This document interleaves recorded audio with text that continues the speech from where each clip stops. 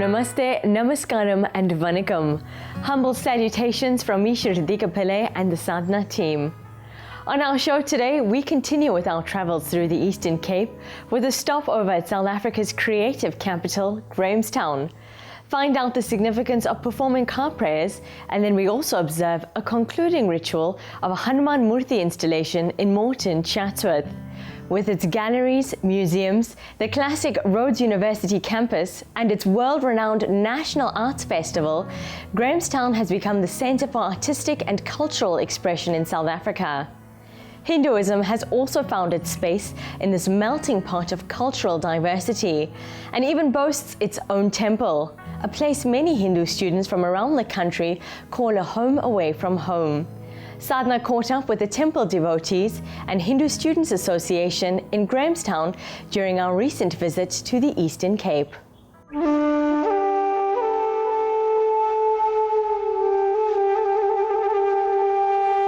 Nestled in a hollow of the Eastern Cape's frontier, Grahamstown is said to have been founded by Colonel John Graham in the year 1812. In many ways, this British military outpost has set the tone of the South African history that followed, as it was the place where different cultures clashed as well as came together. The ancestors and forefathers have been here for many generations. They were brought over as, they were tradesmen, they were businessmen, they were brought over as indentured labourers from India to work at that time. The area that we come from, Gujaratis, a lot of them were traders. And they thought this was a good opportunity to come here and trade, because somebody need to sell our Indian wares or whatever spices and whatever to the people that were here already. And that's how some of them branched out in this area.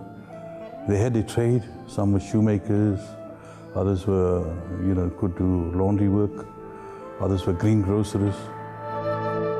This settler city, that is today Student City, has evolved over time, bearing the names of Rini, City of Saints, and Sleepy Hollow, each of which talks of the arts and the academics, the confrontations and the convictions that make Grahamstown so special and unique. And Indians too contributed.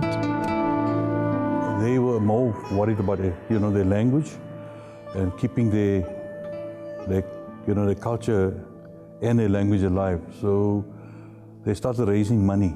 I'm talking from my grandparents and the whole community. We started raising money to build a little school. We'll call it the Indian school, where we could learn Sanskrit, Gujarati, whatever other languages. Obviously, they were not allowed. They raised some money. I'm talking about early, say, 40s.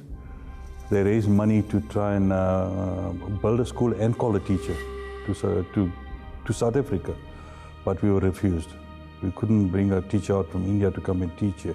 So once the Group Areas Act came in, they were allocated this location where the temple is at the moment was identified as an Indian area.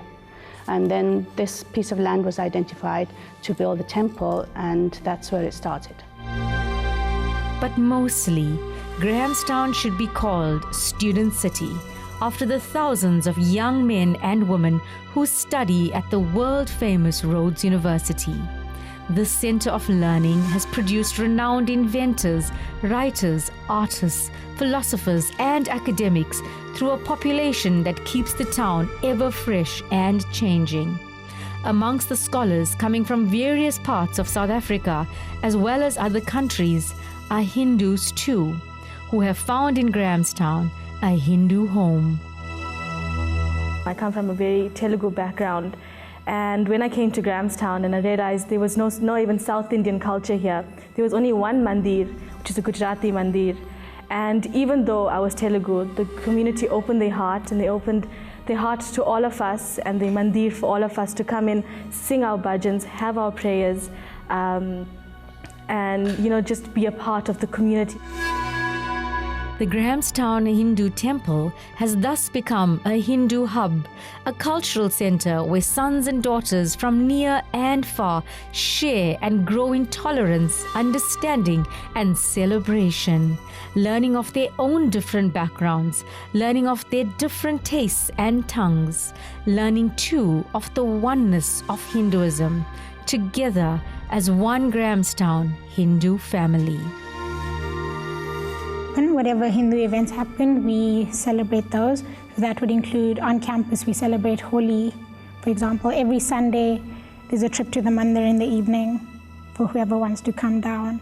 And then just to get the students bonding and stuff, we have student nights so that everyone can get to know each other, they can get to know the comm, so it makes you more comfortable with everyone. We have one of our biggest events, the cultural show, whereby we really go out of our way to highlight our culture, our religion, and bring not only Grahamstown community but students alike together to celebrate our religion. This community has taken us in as their own, and any student that comes here with a passion, with wanting to keep up the culture, the Grahamstown community takes them in as their own and nurtures them.